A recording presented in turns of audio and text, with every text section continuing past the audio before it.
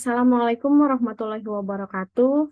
Terima kasih sudah bersedia untuk menonton video ini yang akan membahas mengenai hasil penelitian saya yang berjudul Studi Komparasi Kepuasan Pertemanan dan Subjective Well-being Remaja Panti Asuhan pada saat dan setelah pandemi COVID-19.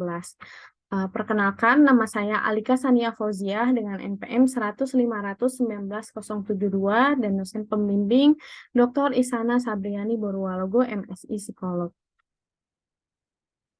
Untuk latar belakang dari penelitian ini adalah sebagai berikut. COVID-19 secara resmi ditetapkan sebagai pandemi oleh WHO pada tanggal 11 Maret 2020. Segala cara diupayakan untuk mengupayakan pencegahan virus COVID-19 ini. Di Indonesia sendiri diberlakukan PSBB hingga PPKM, di mana di saat yang bersamaan Kemendikbud juga membuat suatu kebijakan untuk menutup sekolah dan memberlakukan pembelajaran jarak jauh atau biasa disebut dengan PJJ. Penelitian dari Kontuanius juga pada tahun 2020 itu menyatakan bahwa kebijakan penutupan sekolah dan pandemi itu merupakan suatu peristiwa yang traumatis. Ada beberapa penelitian, baik itu internasional maupun nasional, menyatakan bahwa ketika masa pandemi, remaja itu merasa jauh lebih bosan, lebih khawatir, kualitas hubungan temannya menjadi rusak.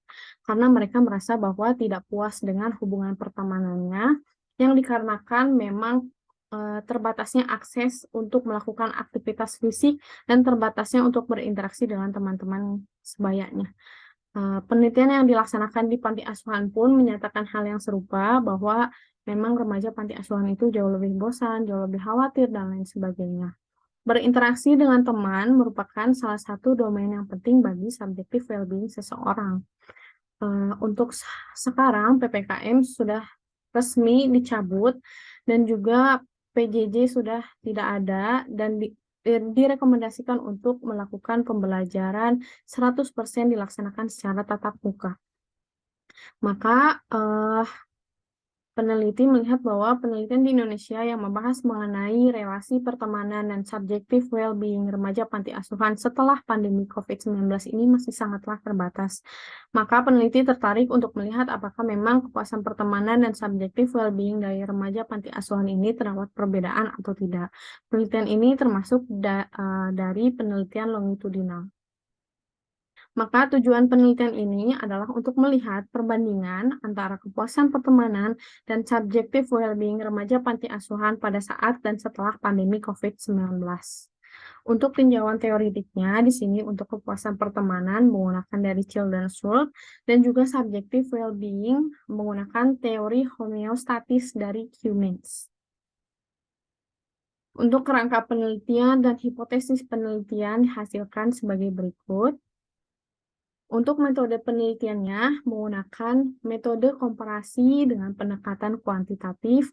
Populasinya adalah anak dan remaja panti asuhan di Kota Bandung. Untuk sampelnya remaja panti asuhan yang berusia 10-18 tahun yang tinggal di panti asuhan, dan dalam penelitian ini menggunakan sampel menggunakan sampel yang sama dengan penelitian sebelumnya.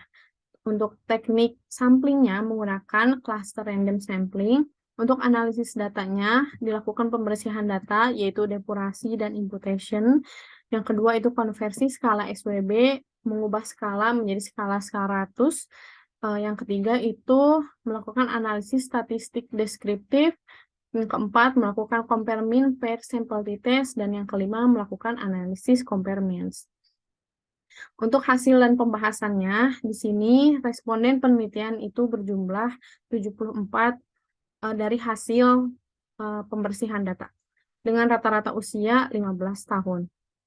Untuk ini, SWB secara umum, SWB remaja panti asuhan dilihat dari means-nya itu tidak menunjukkan adanya perbedaan. Yang dilihat dari nilai signifikansinya pun lebih dari 0,05 yang menunjukkan bahwa memang tidak ada perbedaan. Untuk kepuasan pertemanan dan faktor-faktor kepuasan pertemanannya pun menunjukkan hal yang sama, tidak adanya perbedaan dan dengan nilai signifikansi yang lebih dari 0,05.